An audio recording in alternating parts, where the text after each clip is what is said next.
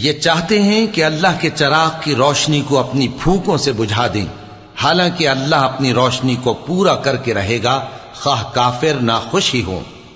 وہی تو ہے جس نے اپنے پیغمبر کو ہدایت اور دین حق دے کر بھیجا تاکہ اسے سب دینوں پر غالب کرے، خواہ مشرکوں کو برا ہی لگے۔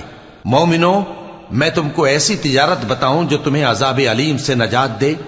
وہ یہ کہ اللہ پر اور اس کے رسول صلی اللہ علیہ وآلہ وسلم پر ایمان لاؤ اور اللہ کی راہ میں اپنے مال اور جان سے جہاد کرو، اگر سمجھو تو یہ تمہارے حق میں بہتر ہے۔ وہ تمہارے گناہ بخش دے گا اور تم کو جنت کے باغوں میں جن کے نیچے نہریں بہ رہی ہیں اور پاکیزہ مکانات میں جو ہمیشہ کی بہشت میں ہیں داخل کرے گا۔ یہی بڑی کامیابی ہے۔ اور ایک اور چیز جس کو تم بہت چاہتے ہو، یعنی تمہیں اللہ کی طرف سے غلبہ نصیب ہوگا اور فتح عنقریب ہوگی، اور مومنوں کو اس کی خوشخبری سنا دو۔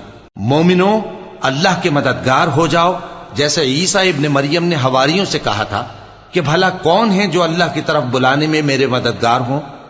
حواریوں نے کہا کہ ہم اللہ کے مددگار ہیں۔ سو بنی اسرائیل میں سے ایک گروہ تو ایمان لے آیا اور ایک گروہ کافر رہا۔